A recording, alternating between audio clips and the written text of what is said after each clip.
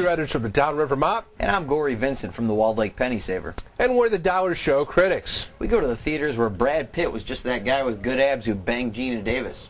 Now he bangs Angelina Jolie. Yeah, and instead of a six-pack, he's got 6 kids. Kind of like one of those 6-packs of international beers. Oh yeah, those beers from around the world. Those are tasty. And this week's movie is Inglorious Bastards, the latest from writer-director Quentin Tarantino, starring Brad Pitt and also Christoph Waltz and Melanie Laurent. This is the much anticipated and talked about new World War II movie that we've been hearing Tarantino's been making for years now. The plot centers around a group of American soldiers, Jewish American soldiers, who are called the Inglorious Bastards, who go around, they sneak into French-occupied Nazi Germany and they kind of ambush Nazi soldiers and scalp them and do all sorts of horrible things to them. And then the other part of the plot concerns a French girl named Shoshana, whose family is massacred at the hands of the evil SS Colonel Hans Landa, who is known as the Jew Hunter. I think you'll see him come Oscar time.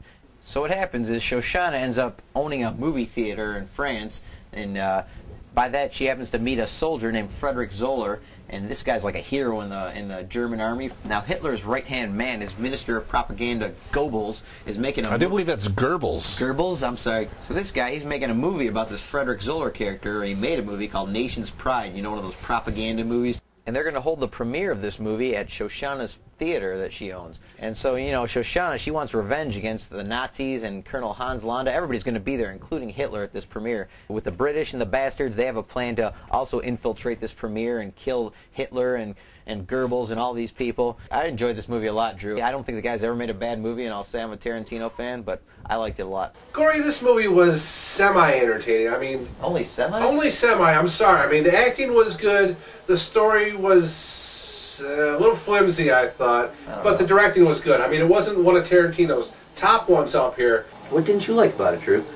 Well, at first I didn't like that B.J. Novak guy. Yeah, another thing, I thought this movie was like 45 minutes too long. You could have cut out, I'm thinking the 3rd chapter probably, or at least condensed it down to 10 minutes. Yeah, I thought certainly some of it could have been trimmed. There are some scenes where... Oh, definitely. But Tarantino's so good with dialogue, and we will say a lot of the movies in subtitles. Yeah, which is another problem with this movie. It's not up there with his top-notch movies, but, it's right up there. I'm going to say, out of $1, I'm going to give this one a yeah.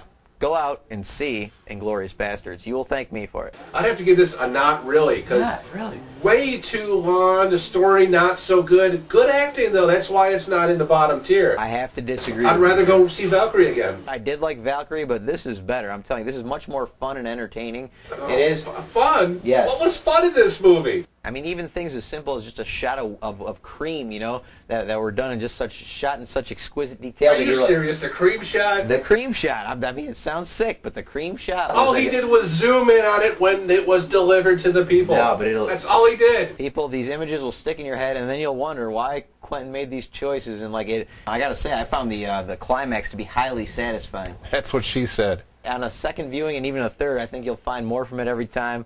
Let us know what you think about this. Anybody that's seen Inglorious Bastards? Because obviously we're divided on it. But anyways, that's one yeah and one not really. Don't listen to him. For Inglorious Bastards. And this week's I'll Rent That for $1 is one of Quentin Tarantino's better movies, probably his best, 1994's Pulp Fiction, starring Samuel L. Jackson and a rebirth of John Travolta. He's Afterbirth. In this movie, Samuel and John Travolta play pretty much hitmen for this guy named Marcellus Wallace. So as they go to this apartment to get this briefcase for Marcellus Wallace, they have a little conversation because he was going to take out Marcellus Wallace's wife, and he wanted to know what to do and what not to do. Yeah, he doesn't want to get whacked by the boss. The second chapter is with Bruce Willis, which he plays a good role as an aging boxer. Yeah, he does. Later in the movie, John Travolta takes out Marcellus Wallace's wife, Uma Thurman. This includes the famous John Travolta little eye bullshit thing, whatever the hell that was. Yeah, and that was Batman dance movie. Yeah, that was famous for like the next 15 years. It was like he had danced so memorably in Saturday Night Fever. It wasn't no Vinnie Barbarino. That Quentin, being the sly filmmaker he is, goes, I'm going to use him in the great dance scene. And it worked. Like you said, that little eye thing. Oh, it did. It was famous for the next 15 years. I can't do that. People still did it to this day, but they're called douchebags.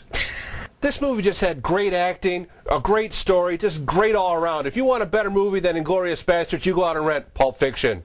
Well, I gotta say, Drew, I can't argue with your pick. Probably everybody's got their favorite Tarantino movie, but this has to be most people's favorite, as this is his masterpiece. Although I will say, And Inglorious Bastards, while not as good as this, is still a good movie, and you should go check that one out, too.